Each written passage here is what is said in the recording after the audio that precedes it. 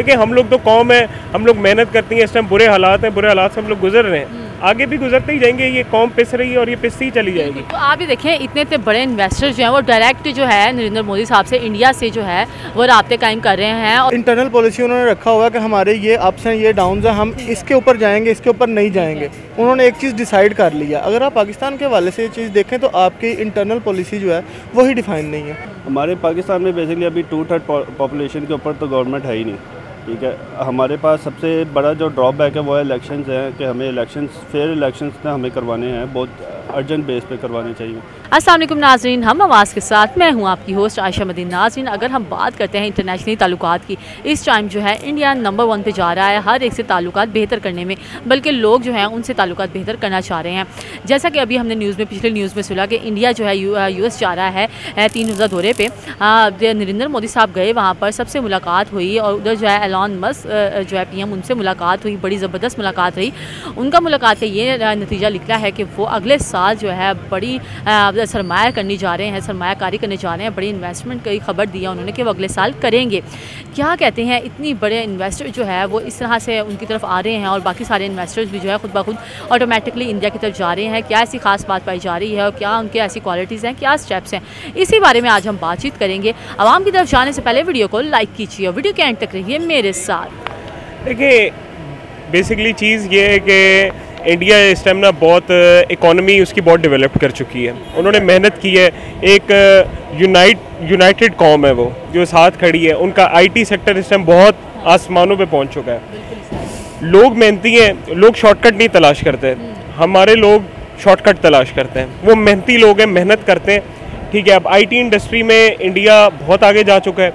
इसी वजह से देखें, जब तक आपकी पॉलिटिकल स्टेबिलिटी नहीं होगी, इकोनॉमिक स्टेबिलिटी भी नहीं आएगी।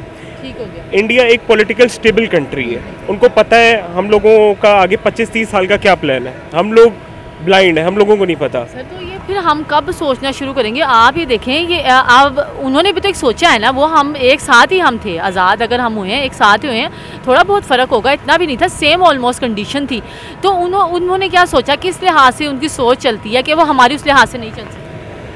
देखिए, वहाँ पे जो यहाँ पे पाकिस्तान की बात की जाए ना, तो यहाँ पे ये जो चीज़ें सोचनी है, ये यहाँ पे डिसीजन मेकर्स ने सोचनी है। जो डिसीजन लेते हैं उन्होंने सोचनी है कि आगे आने वाले वक्त में हम लोगों ने पाकिस्तान को किस पॉइंट पे जाके खड़ा करना है। हम लोगों ने हमेशा की तरह लोगों के आगे हाथ फैलाने, या तो खुद हाथ आगे बढ़ाने वाला किसी को देने वाला बनना है। ये हमारे डिसीजन मेकर्स ने ये फैसला करना है। देखिए, हम लोग तो कौम है, हम लोग मेहनत करती हैं, इस टाइम बुरे हालात हैं, बुरे हालात से हम लोग गुजर रहे हैं, आगे भी गुजरते ही जाएंगे। ये कौम पिस रही है और ये पिसती ही चली जाएगी। तो आप ही देखें, इतने इतने बड़े इन्वेस्टर्स जो हैं वो डायरेक्ट जो है नरेंद्र मोदी साहब से इंडिया से जो है वो राब्ते कायम कर रहे हैं। और US के भी जो हैं प्राइम मिनिस्टर, उन्होंने कहा है कि आपके साथ हम मज़ीद ताल्लुकात बेहतर करना चाह रहे हैं। वो 3 दिन के दौरे पे गए, मतलब अपकमिंग वो गए हैं और बड़े अच्छी तरह से बातचीत हुई है, उनका बड़ा वार्म वेलकम वहाँ किया गया है। आप देखें, अभी नरेंद्र साहब को जो है हीरो का खिताब भी दिया गया है रिसेंटली। वो हर एक सेक्शन को अपने मजबूत बना रहे हैं। क्या कहते हैं कि नरेंद्र मोदी साहब, जिनको एक चाय वाला कहा जाता था, अब वो कहाँ से कहाँ ले गया है मुल्क को, तो ये बड़ी अचीवमेंट की बात है। देखें, हमारे पाकिस्तान की बात की जाए तो यहाँ पे लोगों पे अनापरस्ती की वजह से ही हम लोगों ने अपनी एक सोच रखी हुई है। हम लोगों ने जंजीरों में खुद को जकड़ लिया है। क्या चीज़ कि इंडिया दुश्मन है, इंडिया के साथ हाथ नहीं मिलाना, ठीक है। और इसी वजह से ही हम लोग पीछे रह गए। इंडिया की इकॉनमी, इंडिया की करेंसी इस टाइम 17 कंट्रीज़ में चल रही है, ठीक है। हम लोगों को ये चीज़ ज़रा अक्ल से सोचनी चाहिए कि एक कंट्री जो इतनी डेवलप कर चुकी है, हम लोगों को उनके साथ ट्रेड स्टार्ट करना चाहिए। कश्मीर वाला मामला तो छोड़ दें, हम सिर्फ अगर कश्मीर के पीछे ही करे रहेंगे कि मुझे दुश्मन के बच्चों को पढ़ाना है, इन्हीं चीज़ों के पीछे पड़े रहेंगे तो ये काम ख़राब होगा। बात करते हैं खान साहब की। खान साहब ने बोला कि US दुश्मन है, US ने फॉरेन इंटरवेंशन की। ये क्या था? एक इंटरनेशनल लीडर, एक हम लोगों का रिप्रेजेंटेटिव पूरे मुल्क का, वो इस तरह की फजूल बातें कर रहा है कि यार US हमारे दुश्मन है। इस तरह देखें, जो US प्रेसिडेंट है, US प्रेसिडेंट आता है, उसकी पहले कितने मंथ्स उसकी ट्रेनिंग होती है, उसको बताते हैं आपने क्या बात करनी है, क्या नहीं करनी। देखें, आपको जब भी बात करनी होती है, एक डिप्लोमेटिक स्टाइल में बात करनी होती है। उनके जो भी इख्तलाफात थे यूएस से, उन्होंने एक वो चीज़ बोल के हम लोगों के यूएस के साथ कितने हालात ख़राब हो गए, आईएमएफ से कर्जा हमें नहीं मिल रहा और हम लोग रुल रहे हैं। उनकी एक एब्सोल्युटली नॉट ने रगड़ा लगा के रख दिया हमारे पूरे। आपने इंटरनेशनल ताल्लुकात की बात किया, अब आप ये देखें नरेंद्र मोदी साहब जो है ना, उनको ये नहीं कि उनको भी बातें नहीं हुई हैं, यूएस ने उनको भी काफ़ी बातें की हैं, लेकिन उसके रिप्लाई पे नरेंद्र मोदी साहब ने यही कहते हैं कि मैं कुछ आगे नहीं कह रहा इस पर, या वो चुप कर जाते हैं। उनको पता है या उनकी थिंकिंग दूर की होती है कि आगे हो सकता है हमें इनके साथ काम पड़े क्या, तो आपको इतना स्मार्टली क्यों नहीं चल रहे? ऐसे चलना चाहिए ना। देखिए इस टाइम यूएस एक सुपर पावर है और चाइना उसके मुकाबले में आ रहा है, वर्ल्ड ऑर्डर तब्दील होने जा रहा है। हम चाइना के साथ, तो हम समझते हैं चाइना के साथ बहुत अच्छी दोस्ती है, दोस्ती किसी के साथ भी हम लोगों की वो नहीं है। हम बोले कि ये हमारा बहुत अच्छा दोस्त है, जाहिर सी बात है इंटरनेशनल रिलेशन है, हर मुल्क अपना फ़ायदा देखता है। हर एक जो है अगर आपस में बातचीत करने जाए, इंडिया चाइना से करेगा या इंडिया यूएस से करेगा, उन्होंने अपना बीच में देखना है, लेकिन हमें कहाँ पर बेनिफिट हो रहा है। तो आप क्या कहते हैं कि हमें जो है अपने हमसाया मुल्क इंडिया के साथ कारोबारी लिहाज से बातचीत स्ट्रॉन्ग नहीं करनी चाहिए? बिल्कुल करनी चाहिए। मैंने आपको ये बोला कि देखें ट्रेड रिलेशंस बहुत अगर हम लोग उनसे मजबूत करेंगे तभी हमारी इकॉनमी को कोई फ़ायदा होगा। हम लोग और देखें हमारे, अगर आप मैप देखें, साथ ईरान है, साथ अफ़गानिस्तान है, साथ इंडिया, चाइना है। चाइना के साथ हमारा रिलेशन सही अच्छा चल रहा है, उनके साथ भी ट्रेड है, सी पैक उनके साथ हम लोगों का मुआहदा हुआ वो चल रहा है। लेकिन हम अपने इस तरफ ईस्ट की तरफ भी तो मूव करें ना, ईस्ट की तरफ मूव करना चाहिए। हम एक उस कंट्री के साथ हमें ट्रेड करना चाहिए कि जो पूरी जिसकी करेंसी 17 कंट्रीज़ में एक्सेप्टेड हो चुकी है। 18 मुमालिक, यस एग्जैक्टली, सॉरी 18 कंट्रीज़ में उनकी करेंसी एक्सेप्ट हो चुकी है। तो जाहिर सी बात है उनके साथ अगर हम ट्रेड करेंगे, बायलैटरल ट्रेड होगा, हमारे मुल्क को ही फ़ायदा है ना। हम अगर अना रखेंगे, बोलेंगे नहीं नहीं ये हमारे दुश्मन है, इन्होंने ये कर दिया वो कर दिया। अब देखें जो होना तो हो गया, कश्मीर वाला मामला ख़त्म हो चुका है, आर्टिकल 370 रिवोक हो चुका है, हमारे हाथ में कुछ भी नहीं है। अब समझदारी ये कि सब्र व तहम्मुल से, इत्मीनान से जो भी चीज़ें ऑन द टेबल बैठ के उसको फाइनल करें और फिर जो है ट्रेड की तरफ बढ़ा जाए। Thank you. आपका क्वेश्चन तो बहुत अच्छा है, मीनिंगफुल भी है, लेकिन इसके अंदर सबसे मेन चीज़ जो होती है ना वो ये होती है कि अगर वो इंडिया अपने ताल्लुकात बना रहा है बाकी ममालिक के साथ, तो उनकी एक अपनी एक पॉलिसी है, ठीक है, अपनी एक इंटरनल पॉलिसी है जिसके आप डिफाइन थोड़ा कर सकते हैं किस तरह से आप? जैसे कि इंटरनल पॉलिसी उन्होंने रखा हुआ है कि हमारे ये अप्स हैं, ये डाउन्स हैं, हम इसके ऊपर जाएंगे, इसके ऊपर नहीं जाएंगे। उन्होंने एक चीज़ डिसाइड कर लिया। अगर आप पाकिस्तान के हवाले से ये चीज़ देखें तो आपकी इंटरनल पॉलिसी जो है वही डिफ़ाइन नहीं है। आप किस हद तक आप इंटरनल पॉलिसीज़ को अपने फॉरेन अफेयर के साथ डिफ़ाइन कर सकते हैं? लेट्स सपोज मुझे बताएं कि बहुत सारे लोग हैं इस तरह के जो आपको बताएंगे कि ये पॉलिसी होनी चाहिए, वो होनी चाहिए, वो होनी चाहिए। आपके पास कोई डिफाइंड पॉलिसीज़ हैं और अगर डिफाइंड हैं भी तो आप सिर्फ इस वजह से उनके ऊपर कोई ना कोई बात नहीं कर सकते या उनके ऊपर दूसरे ममालिक को कायल नहीं कर सकते। क्यों? क्योंकि आप खुद ही उसके ऊपर नहीं टिकते हैं। बिल्कुल, आपने बिल्कुल सही बात किया है सर। अभी हम बात करें नरेंद्र मोदी साहब जो हैं इंडिया के पीएम, नरेंद्र मोदी साहब अभी 3 रोज़ा दौरे पे गए थे यूके के, वो उधर दौरे पे ही हैं अभी, 3 रोज़ा उनका था प्लान। तो उधर जो है बड़ा, अभी उन गए नहीं हैं, जाने से पहले उनका बड़ा वेलकम वीडियोज़ आई, आप आएँ, हम आपके साथ जो है बड़ा ताल्लुकात बेहतर करना चाह रहे हैं। यूके की बात कर रही हूँ, वो आसानी से जो है किसी पर ट्रस्ट नहीं करते। फर्स्ट के ट्रस्ट कैसे डेवलप कर लिया उन्होंने, नरेंद्र मोदी साहब ने। वहाँ पर वो गए हैं, वहाँ पर जो हैं टेस्ला के आप देख रहे हैं जो ट्विटर के हेड हैं एलॉन मस्क, उन्होंने कहा है कि बड़े मिलके खुश हुए नरेंद्र मोदी साहब ने, जितनी देर भी उन्होंने बातचीत की। उन्होंने कहा हम अगले साल जो है यहाँ पर बड़ी इन्वेस्टमेंट करने जा रहे हैं और ये बहुत बड़ी बात है।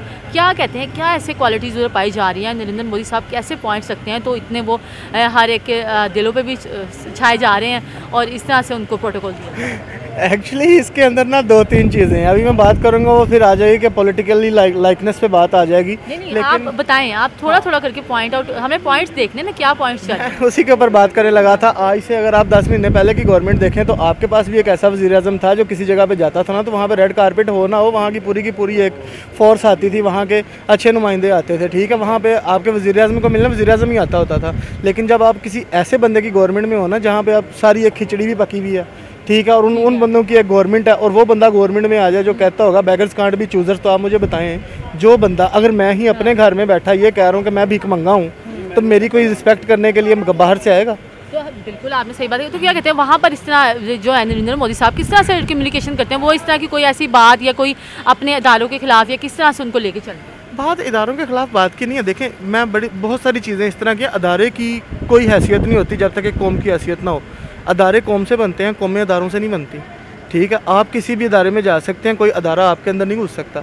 बात समझें, आपने अदारों को भी बनाना होता है, आप ही ने ये सारी की सारी चीज़ें बनानी होती हैं। अब किसी कंपनी की नाम ले लें, कंपनीज बंदे बनाते हैं, बंदों को कंपनीज नहीं बनाते। चले आप कंपनीज की बात करें, आप ये देख रहे हैं उधर बड़ी बड़ी कंपनीज है। एप्पल आप देख रहे हैं, एप्पल स्टोर इंडिया में खुल चुका, आईफोन का पूरा प्लांट उधर चला गया है। अब ये टेक्सा का एक और प्लांट है, वो वहाँ पर उधर शिफ्ट होने जा रहा है। आप क्या कहते हैं कि एक जहाँ पर ब्रांड ऐसे ही नहीं चला जाता, उनको पता होता है कि हमें यहाँ से फैसिलिटी या कोई हमें वो मिलेगी, हमें अच्छी सेलिंग होगी या हमें कोई अपॉर्चुनिटी मिलेगी, तो तब वो वहाँ जाता है। तो क्या कहते हैं वहाँ पर जो है इंडिया में हर एक चीज़ इतनी इजी वो कर दी है उन्होंने हर एक के लिए, कि हर एक इजीली आ रहा है, इन्वेस्टर भी इजीली आ रहा है। आपको पता है इस वक्त जो बाहर से हमारे पास इंपोर्ट होकर चीज़ें आ रही हैं, कोई भी अगर बड़ी कंपनी आती है हमारे पास, लेट्स सपोज आपने एप्पल की बात की तो एप्पल को ले लें। एप्पल अगर आता है यहाँ पे अपना प्लांट लगाता है, प्लांट लगा के वो आपको कहता है यार हम प्रोडक्शन आपको यहाँ करके देंगे, लेकिन चीज़ें तो उसको बाहर से मंगवानी पड़ेंगी ना। तो जब वो बाहर से चीज़ें मंगवाएगा तो आपकी पॉलिसी क्या है? आप एक चीज़ के ऊपर 200% तो टैक्स ले रहे हैं। तो एप्पल पागल है, वो आपके पास आके बनाएगा। एप्पल को जब एप्पल वहाँ जाएगा जहाँ उसे फैसिलिटेट किया जाएगा, एप्पल वहाँ जाके अपनी प्रोडक्शन करेगा जहाँ पे उसे पता है कि यार अगर मैं यहाँ पे रोज़गार दे रहा हूँ ना तो मुझे भी कुछ बच रहा है। अगर वो अपनी यही एप्पल के फ़ोन को, इसका एक प्रोसेसर को बाहर से मंगवाएगा, वो यहाँ पे वहाँ उसे मिल रहा है वो $5 का, यहाँ आते ही वो $15 का हो जाएगा।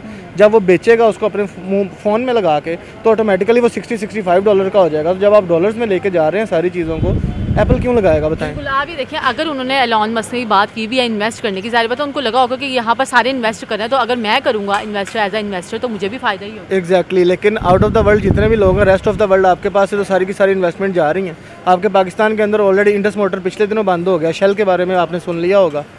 ठीक है, बिल्कुल ये डिफ़ॉल्ट की तरफ जाता जा रहा है। कुछ बेहतरी हो सकती है अगर हुकूमत स्टेबल हो जाए। एक्चुअली अगर आप जाके देखें इसके ऊपर कुछ डिफरेंट वेबसाइट्स हैं, उसके ऊपर जाके देखें तो कई मुल्कों ने तो आपको डिफ़ॉल्ट डिक्लेयर कर दिया हुआ है। ठीक है, अगर आपके उसके अलावा आपका वज़ीर ख़ारजा जो वज़ीर दिफ़ा जो है उसने आपको बोल नहीं दिया क्या डिफ़ॉल्ट हो नहीं रहा, डिफ़ॉल्ट हो चुका है। ठीक है, वो जिस सीट पे बैठा हुआ है क्या उस बंदे को ये बात करनी बनती है? वो वहाँ पे सिर्फ पाकिस्तान का नुमाइंदा है। ठीक है, उसे वो बात करनी चाहिए जो कि हमारे आइन और कॉन्स्टिट्यूशन के हिसाब से है। उसे ये बातें नहीं करनी चाहिए कि हाँ हम डिफ़ॉल्ट हो गए, हम ये हो गए। और अगर हुए भी हैं तो किसने किया? मैं तो हुकूमत में नहीं था, आप थी, तो फिर हमने नहीं किया, तो फिर जिसने किया सबको पता है। बेसिकली इंडिया जो है ना हमसे कह लें कि हर मोटिव में ना आगे चल रहा है, काफ़ी प्लस पॉइंट पे है। उनकी टेक इंडस्ट्री बहुत अच्छी है, हमसे कह लें कि 10 ईयर्स आगे है वो टेक इंडस्ट्री में। और उनकी जो एक्सपोर्ट है वो भी बहुत ज़्यादा बढ़ चुकी है। लास्ट 10 ईयर्स का अगर हम ग्राफ देखें तो वो बहुत ऊपर जा रहा है उनकी 100। हमने एक्सपोर्ट की बात की, अभी जो है रिसेंटली उनकी जो मोबाइल सेक्टर है, आईफोन हो गया, एप्पल हो गया, उसमें भी 10,000 करोड़ के हिसाब से उन्होंने खाली 1-2 महीने में ये की है एक्सपोर्ट। बिल्कुल, वो उन्होंने मैन्युफैक्चरिंग जो है वो अपने पास ही ऑन बोर्ड कर ली है। और उसके अलावा भी उनकी अपनी इंडस्ट्रीज़ भी हैं, सेल्फ मेड है बेसिकली जो है ना इंडिया, वो सेल्फ मेड है। उनकी कार इंडस्ट्री बहुत, ऑटोमोबाइल जो है वो बहुत अप लेवल पे है। तो सर आप क्या कहते हैं अभी जो इस तरह से इन्वेस्टर जो आ रहे हैं, अब अपकमिंग अगले साल भी उनको पहले कह दिया हम आएंगे, तो ये जो इन्वेस्ट करते हैं तो नरेंद्र मोदी साहब जो हैं या जो भी इसको पूरे प्रोग्राम को देखते हैं इन्वेस्ट करने के लिहाज से, तो उनकी क्या कैलकुलेशन होती है, किस हिसाब से वो इन्वेस्ट करते हैं? देखिए कोई भी अगर फॉरेन इन्वेस्टमेंट आती है ना तो वो किसी कंट्री में अगर इन्वेस्ट करती है तो वो गवर्नेंस को देखती है कि गवर्नमेंट कैसे ऑपरेट कर रही है। हमारे पाकिस्तान में बेसिकली अभी 2/3 पॉपुलेशन के ऊपर तो गवर्नमेंट है ही नहीं। ठीक है, हमारे पास सबसे बड़ा जो ड्रॉबैक है वो है इलेक्शंस हैं, कि हमें इलेक्शंस फेयर इलेक्शंस ना हमें करवाने हैं, बहुत अर्जेंट बेस पे करवाने चाहिए। और ये मेरे ख्याल से नेक्स्ट मंथ तक ना हमें इलेक्शन अनाउंस कर देना चाहिए हमारी गवर्नमेंट को। अगर हमारी गवर्नमेंट इलेक्शन अनाउंस कर देती है तो हमारी एक मार्केट स्टेबिलिटी जो है ना वो बनेगी। उसके बाद हम देख सकते हैं कि 5 साल के बाद हमें ना इन्वेस्टमेंट आएगी। अभी भी हमें ना इन्वेस्टमेंट इसी वजह से नहीं आ रही क्योंकि हमारे पास मुल्क चलाने के लिए पैसा नहीं है। ठीक है, और क्या कहते हैं यहाँ पर जो डिफ़ॉल्ट चल रहे हैं, आपको पता होगा जिस वजह से यहाँ इन्वेस्टर्स आ नहीं रहे हैं, और भी यहाँ प्लांट्स वगैरह जो भी बड़ी बड़ी इंडस्ट्रीज़ हैं बिल्कुल डिफ़ॉल्ट हो गए हैं, तो क्या कहते हैं किस तरफ ये जा रहा है, ठीक किस तरह से किया जा रहा है? मार्केट स्टेबिलिटी के लिए ना सबसे पहले तो हमें लॉ एंड ऑर्डर देखना है। ठीक है, लॉ एंड ऑर्डर के लिए उससे पहले हमें गवर्नमेंट चाहिए।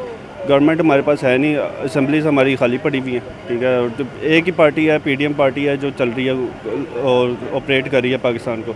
और वो उनकी जो ऑपरेशन स्ट्रेटजी है वो बेसिकली ना फ़ॉरेन उनके अफेयर्स अच्छे हैं, पॉलिसीज़ उनकी अच्छी नहीं है कि वो अगर विज़िट पे जा रहे हैं तो वो सिर्फ ये कर रहे हैं कि वो बेसिकली डिमांड करें कि उनको कोई लोन दे दे। ठीक है, और पाकिस्तान को लोन किस बेस पे मिलेगा? हमारी ना बजट प्लान अच्छा है, ना ही हमारी जो है ना कह लें कि इकॉनमी के लिए या पाकिस्तानियों के लिए कोई एक ऐसा बजट है जो ह्यूमन कह लें बेनिफिशियल हो। ठीक है, हमारे पास इस तरह का कोई पॉलिसी नहीं है, इस वजह से हमें कोई इन्वेस्टमेंट आ नहीं रही। ठीक है, और इंडस्ट्री जो है वो अगर इन्वेस्ट करेगी तो वो इसलिए करेगी कि यहाँ पे ना उसको मार्केट के लिहाज से, मार्केट कंपैरिजन के लिहाज से उसको बेनिफिट्स मिले, इलेक्ट्रिसिटी उसको मिले।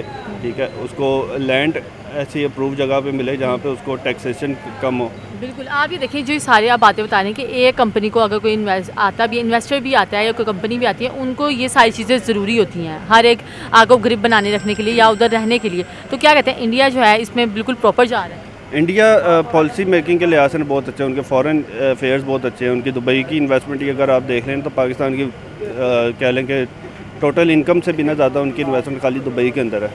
सबसे बड़ी जो कंस्ट्रक्शन एजेंसी है वो इस वक्त इंडिया की है, जो मिडल ईस्ट में यूएई में काम कर रही है और कह लें मिडल ईस्ट में मैक्सिमम कंट्रीज़ में काम कर रही है। तो इन बेसिस के लिहाज भी अगर देखें ना तो उनकी गवर्नमेंट की इन्वेस्टमेंट है, इंडिविजुअल इन्वेस्टमेंट भी नहीं है, वो गवर्नमेंट इन्वेस्ट कर रही है।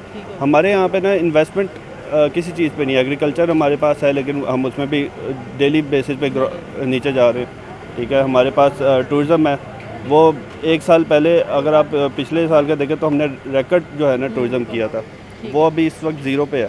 ठीक है, मैं खुद इस वक्त नॉर्दर्न एरिया से बिलोंग करता हूँ। हमारे वहाँ पे जो है इलेक्ट्रिसिटी का बहुत इशू है।